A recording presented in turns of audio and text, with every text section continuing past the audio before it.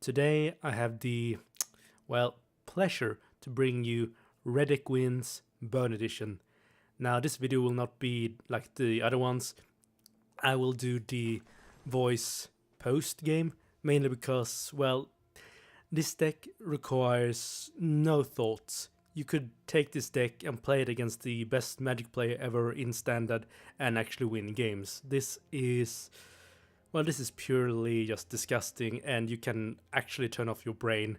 I was playing this deck to do my dailies, while simultaneously doing dailies in Hearthstone, and I was able to win in both games.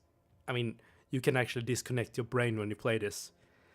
So, what is this deck? Well, this is 99% just go face and spam burn spells until either he or you die. The average game time of this deck is like 3 minutes, maybe a bit more, but you either win super early or you just outright lose. Now, I played this deck maybe like 10-12 times. I do believe I have like a 60% win ratio with it, but yeah, I don't know. I honestly don't like any version of burn, like pure burn. It's not fun really to play. It's obviously not fun to play against, and obviously there is not much, there's no skill involved in this pretty much. Like, I think I had one major decision to make during the whole filming of this deck. So let's take a quick look at the cards. Well, it is face, kinda face / draw power, face. Gutter Snipe is actually really useful. I did win a game, sadly that was the game I was playing at the same time I was playing Hearthstone, so I couldn't record it, but I won a game with Gutter Snipe on turn 5 against a full Sultai deck. He literally didn't get to do anything the entire game. Well, he hit me with an elf once, and then he died. Because, if I remember correctly, it was Shock turn 2 together with Scooter Critics, then it was some other burn spell, then it was the sniper, and then I killed him with Bolt. I mean, this is just disgusting. Anyway, let's look at the rest of the deck. 2 copies of Light the Stage, this card is obviously amazing, more draw power, and Spectate is really easy to trigger. Let's move on. 2 copies of Risk Factor. I was considering more, but I only have 2, and I didn't want to waste any wildcards. And I am actually running Experimental Frenzy in the deck as a backup in case the game actually goes long in quotation marks. But 2 copies of Risk Factor is always nice. 3 copies of Skew the Critic. This card, I mean, you removed the Lightning Bolt for a reason from Standard. Like, I'm not sure who in the development team that wants Lightning Bolt back so badly. Like, this is obviously a lesser version of Lightning Bolt. If you never played like Magic, or if you're new to Magic, then Lightning Bolt was an instant spell that dealt 3 damage to anything and cost 1.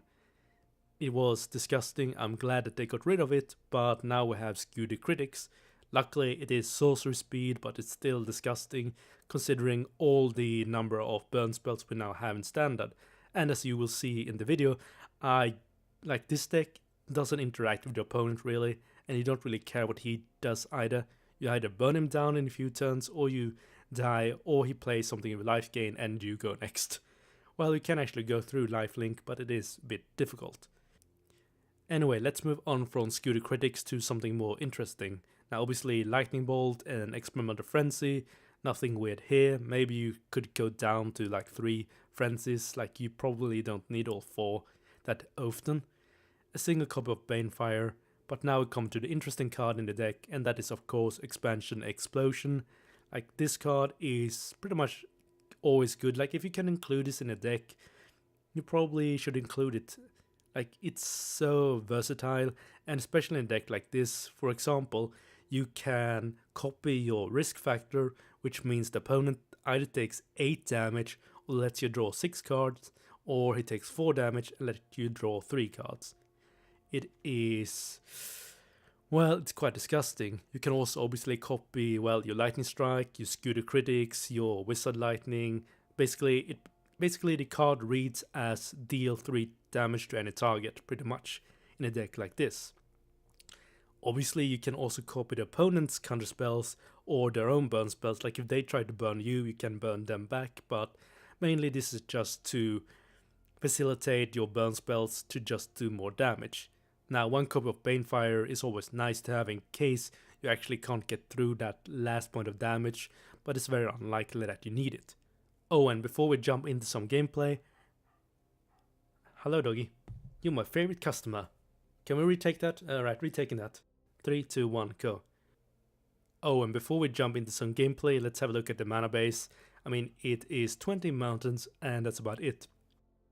Anyway, let's jump right into some gameplay, and as I already said, this is all gonna be post-commentary, mainly because, you know, I wasn't too enthralled playing this particular deck, and, you know, listening to music is kind of fun. Anyway, let's have a look at our hand. I did actually mulligan this first one, because, you know, lands. Now, this is a bit slow start. I mean, I can't do anything on turn 1, so I'm gonna call it slow. In an ideal world, you want to bolt someone in turn 1 just to get some damage in. It's kind of hard to commentate this really because there's not anything really to explain. Like, go face. Obviously, if you have a skew to critic or a light up the stage in your hand and you have a bolt or any way to do damage on turn 2 for 1 mana, you should obviously hold your shock and shock him turn 2 to use either stage or skew the critics into the face / draw cards. But otherwise, this is very straightforward. Now he is playing the red, black and burn thingy. I never remember the name. It's something on D if I remember correctly. But basically you use, well, some use horror, some don't use horror. But basically you do pretty much the same except you do have a few creatures. Now I choose to actually Lava Coil and actually make this a longer game, but you know, it's turn 3, or it was my turn 3, and it's already down to 10 health. Was it turn number 4? I don't really pay attention. I mean, it's very hard to pay attention to things like these because it is really just go face and hopefully you win before he wins. Now luckily it doesn't actually do anything on his turn, so I do get the chance to either put down my sniper or put down the experimental frenzy. But first I want to attack just to see what he does.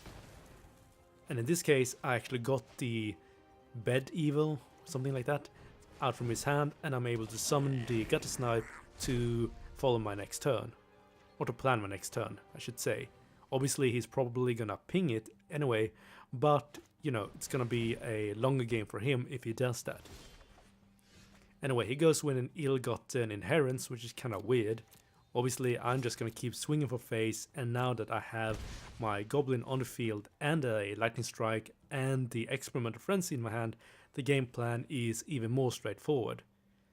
Basically, I'm probably gonna pass, if I remember correctly. No, I'm actually gonna play the experimental frenzy. So I'm going all out on aggro. If I want to play it slightly better, I should probably hold it and lightning strike him on his end turn and then play the experimental frenzy on my turn. But I was a bit impatient there.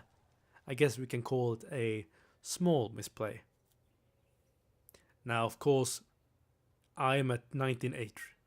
Now of course I'm still at 19 HP, so I'm not in any worry playing the experimental frenzy and pretty much passing my turn.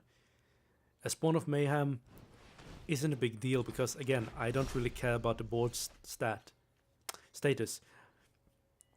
Like, yes, I do have Lava Coil as my creature removals, but they are mainly for anything with life gain or with very annoying afterlife effects. As you can see here, just keep going face. Here goes a shock in his face. Shock is gonna do 2. Gutter Snipe is gonna do 2. And then I can Banefire him for 0. Again, you can still cast the Banefire without actually dealing damage, but because I have a Gutter Snipe, he's now down to 1 health, so a single spell is actually lethal next turn. Obviously, I do have a Lightning Strike in my hand, so if it came to that, I could just play a land and remove my, what is it called, Experimental Frenzy and shock him in the face, or Lightning Strike him in his face. Lightning Strike, Bolt, so many names for the same thing really. Anyway, he goes for a Bed Evil, why not? I mean, desperation, he tries to do something. I'm gonna go down to 12, but as I said in like the intro, this deck doesn't really interact with your opponent's cards. This is pretty much like a discard, not a discard, but a mill deck, that it doesn't really care about your deck, what you do. It only really cares if you have the perfect counter cards. Obviously, this deck is not like foolproof. Like, it's quite easy to draw things in the wrong order or not have enough burn power and just look silly. Anyway, it's my turn, and I find a Pyromancer and a land, so he is really dead.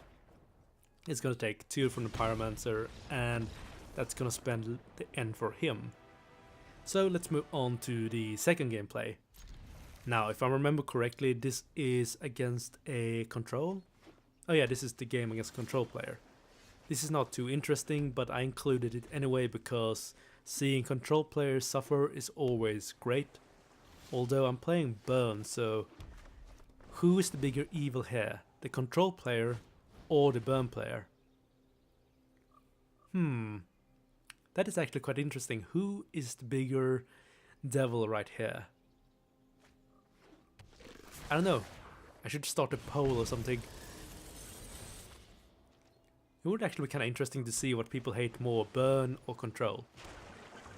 I think people actually hate Burn slightly bit more just because they hate Control players a bit more because there are more Control players than pure Burn players. Like, yes, the standard red deck wins, or now the black-red red deck wins, if you can call it that, are both like slightly burnish, but they're not like a true burn deck like this that just goes face and ignores you.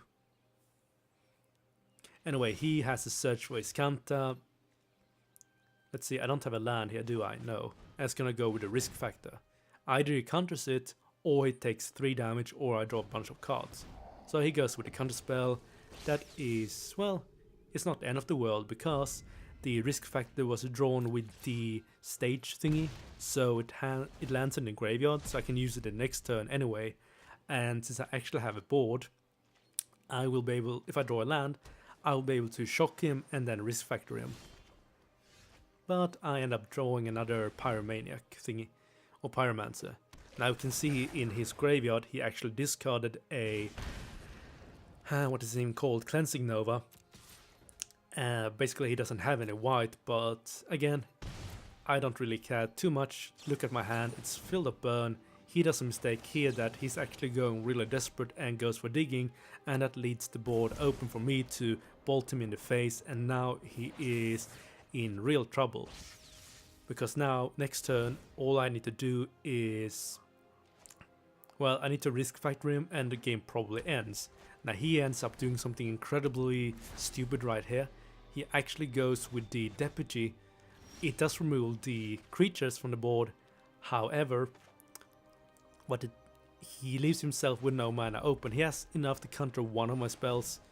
I end up lava coiling it, and you know, since they are exiled, they return to the battlefield, the triggers occurs once more, and boom boom. He kinda killed himself, but to be honest, the game was kinda over. Anyway, that's pretty much gonna conclude this video for today, because there's only so much I can talk about Burn without getting slightly annoyed just watching it, even though I was playing it. But I hope you enjoyed watching Burn in action. I mean, I'm not sure what more do you want when you watch Burn than this, so yeah. Anyway, I see you guys tomorrow for the next video. Hopefully it will be something a little more skillful than Burn. But I'll catch you later. This is Project signing out.